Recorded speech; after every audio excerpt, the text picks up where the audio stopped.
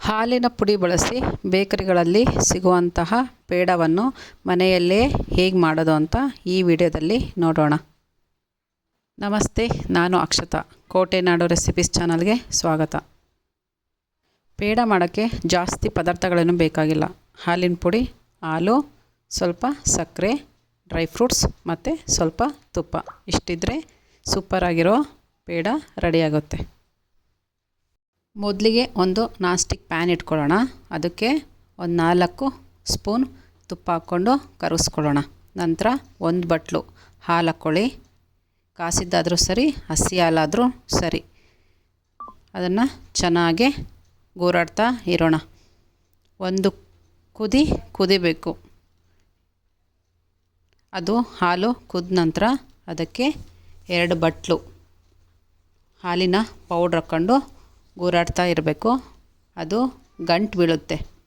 ಗಂಟು ಬೀಳದ ಹಾಗೆ ಚೆನ್ನಾಗಿ ಗೂರಾಡ್ತಾ ಇರಬೇಕು. ಇಲ್ಲಾಂದರೆ ತಳ ಹಿಡಿದು ಕಪ್ಪಾಗ್ತಾ ಹೋಗ್ಬಿಡುತ್ತೆ.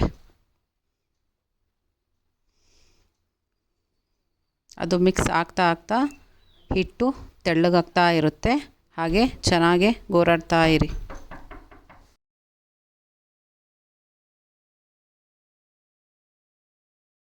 ಹಿಟ್ಟು ಇಷ್ಟು ಗಟ್ಟಿಯಾದ ನಂತರ ಅದಕ್ಕೆ ಈಗ ಒಂದು 4 ಸ್ಪೂನ್ ಸಕ್ಕರೆಯನ್ನು ಸೇರಿಸ್ಕೊಳ್ಳೋಣ.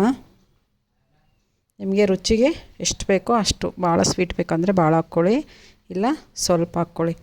ಹಾಲಿನ ಪುಡಿಯಲ್ಲೂ ಕೂಡ ಸಿಹಿ ಇರೋದ್ರಿಂದ ಇಲ್ಲಿ ನಾವು ಒಂದು 3 ಅಥವಾ 4 ಸ್ಪೂನ್ ಸಕ್ಕರೆನ ಹಾಕ್ಕೊತಾ ಇದ್ದೀವಿ. ಸಕ್ಕರೆ ಹಾಕ್ಕೊಂಡು ಚೆನ್ನಾಗಿ ಮಿಕ್ಸ್ ಮಾಡ್ಕೋಬೇಕು. ಇದರಲ್ಲಿರೋ ಸ್ವಲ್ಪ ಗಂಟುಗಳು ಕೂಡ ಬಿಡ್ತಾ ಹೋಗುತ್ತೆ. ಸಕ್ಕರೆ ಕರಗ್ದಂಗೆ ಹಿಟ್ಟು ಅದು ತೆಳ್ಳಗಾಗ್ತಾ ಇರುತ್ತೆ. ಹೆದರ್ಕೋಬೇಡಿ, ಅದು ಮತ್ತೆ ಗಟ್ಟಿ ಆಗುತ್ತೆ. ನೋಡಿ ಎಷ್ಟು ತೆಳ್ಳಗಾಗುತ್ತೆ. ಅದು ಕುದೀತಾ ಗಟ್ಟಿಯಾಗ್ತಾ ಹೋಗುತ್ತೆ. ಅಲ್ಲಿವರೆಗೂ ತಳ ಹಿಡಿಯದಾಗೆ ಚೆನ್ನಾಗಿ ಗೂರಾಡ್ತಾನೆ ಇರಿ. ನಾವು ಮಾಡೋ ವೀಡಿಯೋಸ್ಗಳು ನಿಮ್ಗೆ ಇಷ್ಟ ಆಗ್ತಾಯಿದ್ರೆ ಚಾನಲ್ನ ಸಬ್ಸ್ಕ್ರೈಬ್ ಮಾಡ್ಕೊಳ್ಳಿ, ಲೈಕ್ ಮಾಡಿ ಮತ್ತು ಶೇರ್ ಮಾಡಿ.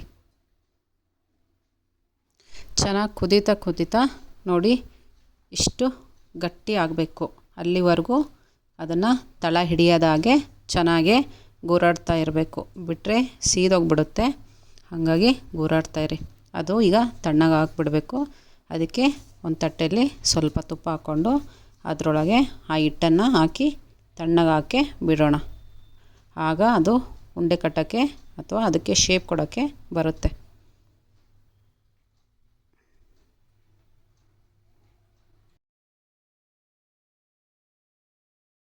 ಈಗ ಇದು ತಣ್ಣಗಾಗಿದೆ.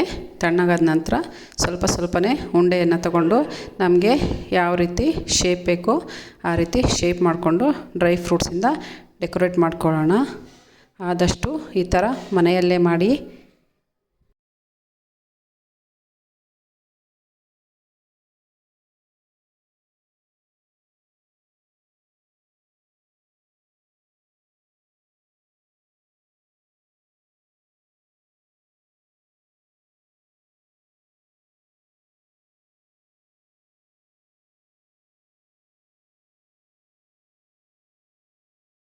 ಒಂದು 30 ಮಿನಿಟ್ಸ್ ಆದಮೇಲೆ ಈ ರೀತಿ ಆಗಿರುತ್ತೆ.